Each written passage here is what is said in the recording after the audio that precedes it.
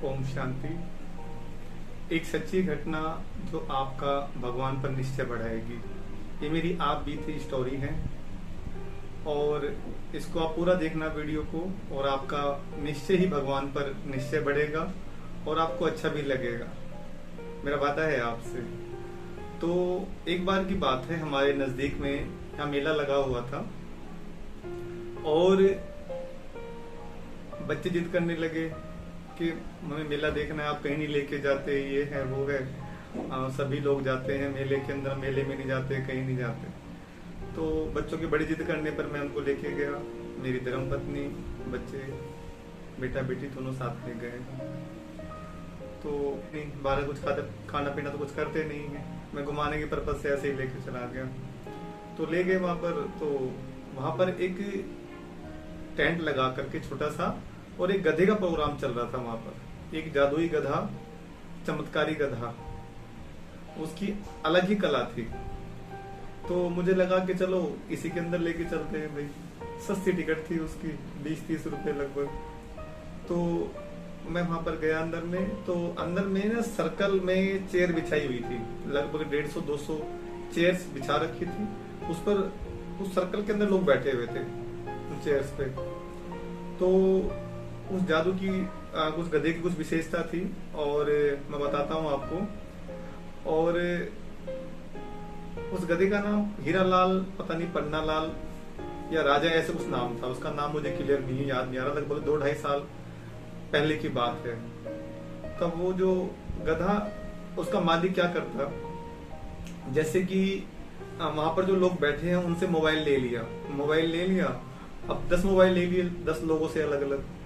अब वो मोबाइल ले लिए तो वो मोबाइल उस गधे के मालिक के पास थे। अब वो पूछता कि भाई ये मोबाइल किसका है, बताओ भाई, हीरालाल, पन्नालाल, जो भी नाम था उसका। अब वो गधा मोबाइल के पास जाता, उसको देखता मोबाइल को। अब वो देखता था, सूंघता था, क्या करता था, वो जाता, फिर वो एक चक्कर लगाता, 2 चक्कर लगाता, दूसरे चक्कर के अंदर में वो पकड़ लेता था कि भाई, और जिसका मोबाइल था वो उसके पास जाके खड़ा हो गया कि मोबाइल आपका है ये।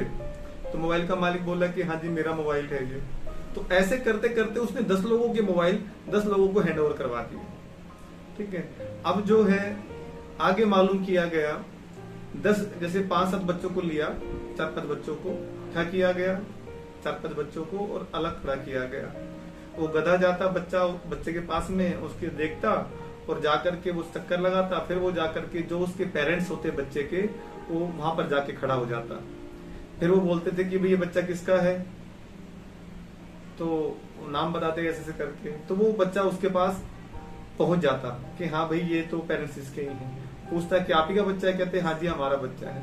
तो ऐसे करते करते उसने सभी बच्चे भी उनके पेरेंट्स को हैंड ओवर कर दिए।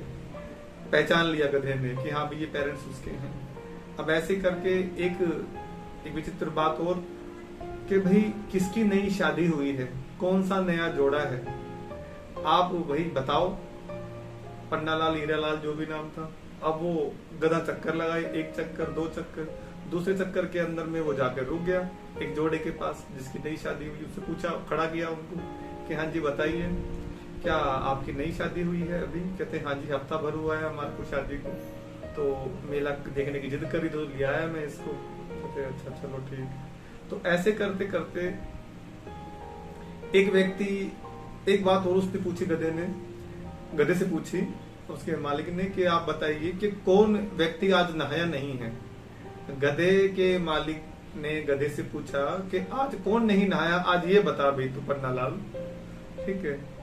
तो वो चक्कर लगाए, पहला चक्कर, दूसरा चक्कर। एक व्यक्ति मेरे सामने बगल में बैठा हुआ था जिसको मैं जानता था, उसकी चाय की दुकान थी हमारी गली से बाहर निकलते।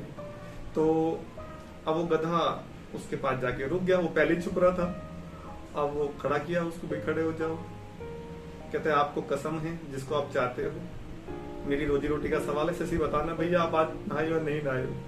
कहता अंकल जी मैं आज नहीं नहाया, मेरे पिताजी ने जल्दी उठा दिया था मेरे को, और सुबह ही मुझे दूध लेने के लिए भेज दिया, अलग अलग कामों में मुझे लगा दिया पापा ने।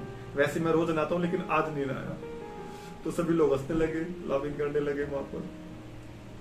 तो ऐसे ही अब जो बारी आई मेरी।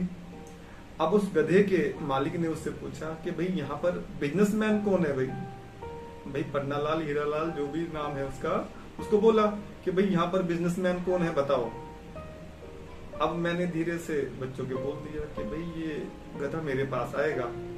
मेरी धर्मपत्नी और मेरे बच्चे तो मुझे देखने लगे ऐसे करके घूर के, कहते अच्छा तुम्हारे पास आएगा, तुम बड़े बिजनेसमैन हो, 24 घंटे ज्ञान सुनाते रहते हो, भगवान की बातें करते हो, सत्संग करते रहते हो, बस और क्या काम है तुम्हारा। अब मैं मुस्कुरा रहा कि मुझे परमात्मा भी निश्चय, परमात्मा ने कही है, भगवान शिव ने कही है भाई, क्योंकि हम बेहद के व्यापारी हैं। और आया भी था क्लास के अंदर में ये वर्ड। तो फिर वो गधे ने एक चक्कर लगाया, 2 चक्कर लगाए, दूसरे चक्कर के अंदर गधा फिर मेरे पास आके खड़ा हो गया और गधे के मालिक ने कहा कि बताइए भाई साहब, खड़े हो जाइए और आप बताइए सच्ची में आप बिजनेस करते हैं, क्या बिजनेस करते हैं बताइए। अब जो परमात्मा ने सिखाया है, बताया है, हमने तो वही बात रखी कि भाई हम समाज का कल्याण करते हैं, लोगों को परमात्मा का संदेश देते हैं, इस धरती को नरक से स्वर्ग बनाने का कार्य कर रहे हैं। घर गृहस्थ के अंदर में सुख शांति कैसे हो, घर घर में सत्संग करना, परमात्मा का संदेश देना, ये हमारा व्यापार है। और इससे बड़ा संसार में कोई कार्य नहीं है, ये सबसे बड़ा कार्य है, ईश्वर का कार्य है, वो हम करते हैं। और लोगों के अंदर भाईचारा हो, प्यार प्रेम हो, लोगों के अंदर अपनापन हो, प्रकृति की सेवा करते हैं, जीव जंतु की सेवा करते हैं, यही हमारा कार्य है। और मेरी निगाह में इससे बड़ा बिजनेस और कोई है नहीं, तो मैं ये कार्य करता हूँ जी। तो सारे वहां पर लोग जितने मौजूद थे सब क्लैपिंग करने लगे। और ऐसा है, ये छोटा सा अनुभव था।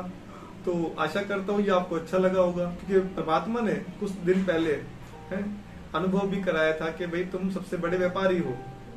भगवान बोलते भी है इस बात, सबसे बड़ा कार्य आध्यात्मिक मार्ग, धर्म का मार्ग सबसे बड़ा मार्ग है।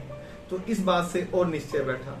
बच्चों को भी लगा कि आप कैसे जानते थे पापा, तो मैंने बताया कि बाबा ने बोली थी, भगवान शिव ने बोली थी बात मेरे को। तो ये तो फिर ऐसे जो है ये निश्चय बढ़ाती हैं ये छोटे छोटे अनुभव। ऐसे तो अनुभव बहुत सारे कराए परमात्मा ने, भगवान ने, शिव बाबा ने, ऐसे बहुत सारे अनुभव कराए हैं, लेकिन उनमें से एक छोटा सा अनुभव ये था।